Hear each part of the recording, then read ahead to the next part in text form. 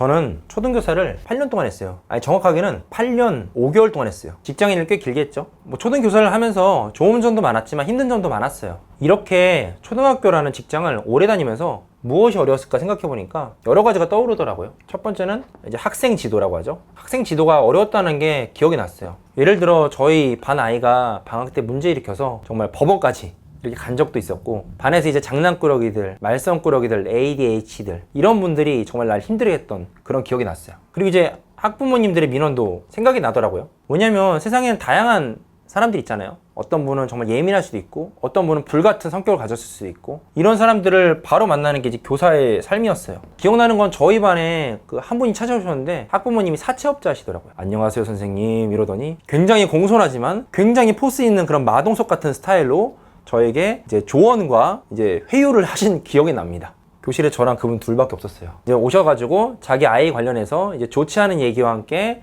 조금 더 많은 지도 편달을 부탁한다는 얘기를 굉장히 마동석스럽게 하셨어요. 이런 일이 있었단 말이에요. 자, 딱 듣기만 해도 힘들잖아요. 그렇죠? 제가 곰곰이 생각해보니까 정작 저를 힘들게 하는 건 이런 게 아니었어요. 정작 저를 정말 힘들게 했던 건 바로 이거였습니다. 그러니까 처음 받았던 월급 180만 원. 저는 이 월급이 정말 힘들었어요. 그러면서 8년 5개월을 다녔는데 실제로는 월급이 거의 안 올랐어요. 매년 한 8만 원에서 9만 원 올랐었거든요. 근데 사실상 물가 상승 있잖아요. 아니 분명히 작년에 비해서 8만 원 올라서 188만 원인데 오이, 상추, 고기가 더 많이 오른 거예요. 그러다 보니까 제가 체감하는 건 항상 180이었어요. 제가 나올 때 250 받고 나왔거든요. 그때도 마음은 180만 원이었습니다. 아마 이걸 보시는 분들 중에서 저 같은 분들 분명히 있으실 거예요. 아, 지금 월급으로는 너무 생활하기 힘들다, 퍽퍽하다, 괴롭다. 그런 분들이 이제 뭘 도전할까요? 부업을 하시죠.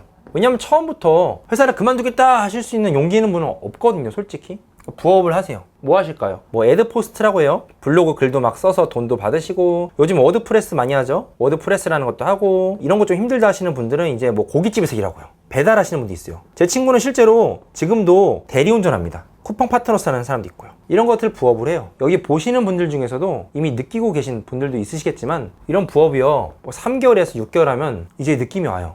아, 부업은 부업일 뿐이구나. 이게 무슨 말이냐면 내가 열심히 대리운전해서 뭐 추가적으로 30만 원, 50만 원 번다고 해도 이게 내가 이 부업을 끝이는 순간 돈이 안 들어온다는 거예요. 그리고 낮에 일하고 밤에 대리운전하고 낮에 일하고 밤에 대리운전하고 이게 쌓이다 보면 이 부업이 말이 부업이지 그냥 하루에 일을 8시간 하던 걸 14시간 한다. 그냥 근무의 연장? 이거밖에 안 된다는 거예요. 저도 이런저런 부업을 하면서 결국 느꼈던 거는 부업은 부업일 뿐이다. 그러면 직장인도 결국은 자기 사업을 해야 된다. 이거를 진짜 뼈가 저리게 느꼈습니다. 직장인도 사업을 해야 된다. 그것도 몰래 해야 되잖아요. 그렇죠? 그럼 여러분들은 어떻게 하면 몰래 사업을 할 수 있을까요? 첫 번째 방법은 가족 사업을 하는 거예요. 그러니까 가족 중에서 뭐 치킨집을 하거나 족발집을 하거나 뭐 카페를 하거나 이런 가족이 있으면 여기서 일을 하는 거예요. 그리고 본인이 나중에 퇴사하고 나서 할 그런 카페, 뭐 족발집, 치킨집 이런 거에 대해서 그러니까 배우는 겁니다. 그러면 직장인인 신분이지만 이제 사업을 본격적으로 할 수 있잖아요. 실제로 이렇게 사업하는 분들 제 주변에도 굉장히 많았어요. 직장인일 때. 하지만 큰 단점이 있죠. 바로 가족이 하는 사업밖에 못한다는 거예요. 내 인생에 치킨밖에 없어. 내 인생엔 족발이 내 마지막 사업이야. 난 카페 하기 싫었는데 카페 해야 돼요. 왜냐면 가족이 하고 있으니까. 두 번째는요, 주말에 일하는 거예요.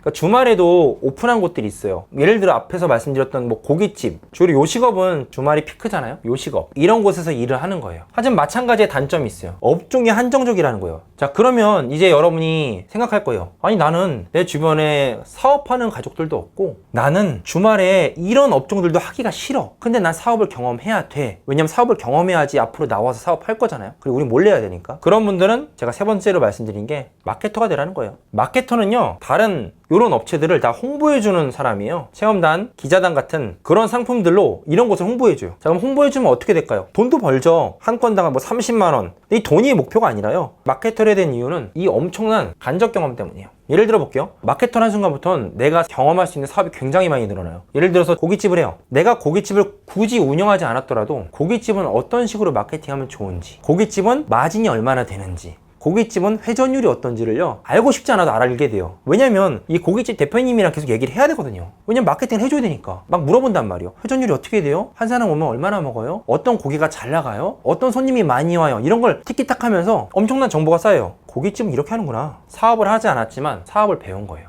만약에 여러분이 직장 다니면서 마케터를 오래 하잖아요? 그럼 어떻게 될까요? 이미 나는 몇 개, 몇십 개의 업종을 머릿속에 다 새겨야 돼서 그릴 수 있어요. 자, 그럼 어떻게 될까? 내가 나와서 무슨 일을 할지가 굉장히 명쾌해져요. 아, 난 나와서 절대로 치킨집을 하면 안 되겠다. 족발집 안 맞아.